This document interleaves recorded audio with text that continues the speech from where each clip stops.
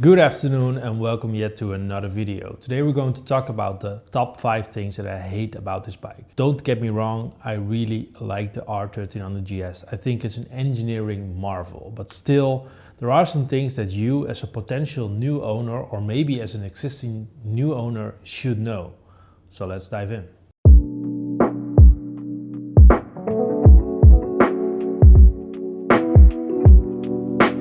So the first thing that I don't like about this bike is the weight.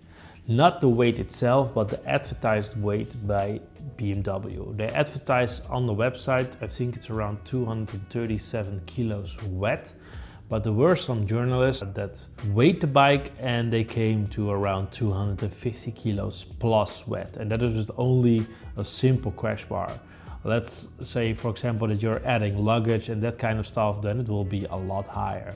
We can explain this, of course, because I think the weight of 237 kilos is based on a really simple vanilla R1300GS, so without all the gadgets. Still, yeah, as I'm also going to say with the price, nobody's going to buy a vanilla GS.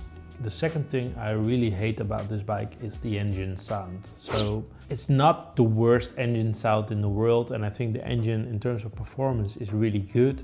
But still, it sounds like a box or a can with nails in it that is rattling. It's way louder, the engine itself, not the exhaust note, but way louder than the R1300GS or the R1300GS. It's still not the most perfect sound. A boxer engine sounds like a wet fart in most of the times, but still, yeah, this is the thing that I really dislike. Let's go on the bike and I will let you hear it. So we're on the GS right now, and yeah, the sound, that's a thing that I don't like about this bike. It is improved. It's improved a lot because I've added a new exhaust and also an air filter, stage 2 from DNA, yeah, which is really nice.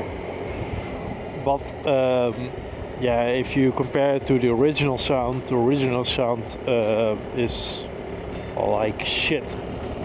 Don't like it at all.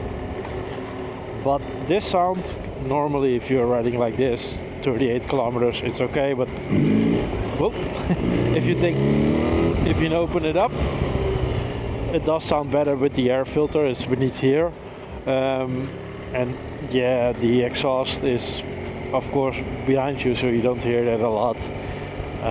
But yeah, that's another thing that I really love about this bike. It's okay, but and now it's okay. But if you compare it to the original sounds like shit.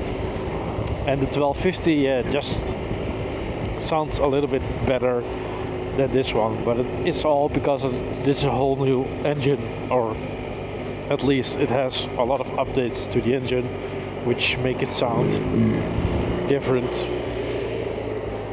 But yeah, that's the thing that I don't like. Okay, yes, the third thing about this bike that I really hate is the price. Of course, BMW and bikes nowadays are really expensive, except for, let's say, Royal Enfield or CF Moto or something like that. But the European brands are expensive. Look at Ducati, and of course, Triumph is pretty expensive. And of course, BMW is really expensive. The thing is, if you look at the website at bmwmotorrad.com, you will see that the starting price is pretty low. It's around the same price as a Yamaha Tracer 9 in full option. And of course, nobody is buying this bike without the accessories. Everybody is going for the full headlight, for the LED headlight, adaptive headlight, cruise control, heated grips and that kind of stuff. So you will add a lot of packages to this bike and then the price will go up.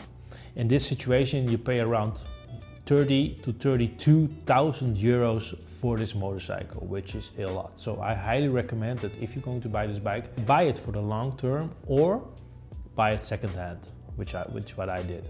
So what I also don't like is the new button layout on the switches. Let me show you. So the thing is with the new GS is that they replaced the normal starter button from the center to this one, and that's not a problem in itself. I think that's okay. The Ducati also has a starter button here and that kind of stuff, so that's no problem at all.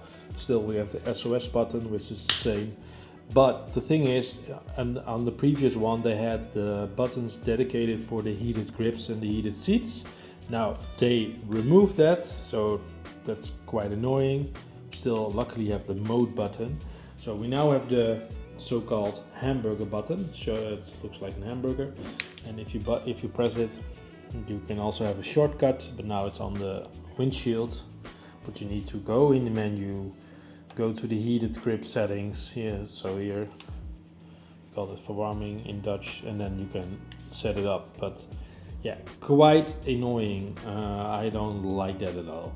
Oh yeah, what I also hate, one of the top 5 things that I do hate is the attachment for the winglets. So the wind protection is pretty good, but the attachment is with these sort of inserts. So this one is still in here, but at the other side, when removing the winglets, the insert is also gone. So the insert is still on the winglet, so that's no problem. I can install it pretty easily back, but still, it's such a weird design. Don't like that, really don't like that. So yeah, there you have it, the top 5 things that I hate about this bike. Again, don't get me wrong, I really like this bike. If you want to know why I really like this bike and why I love this, in the next video we're going to talk about the top 5 things that I love about this bike. So stay tuned and see you in the next video. Bye.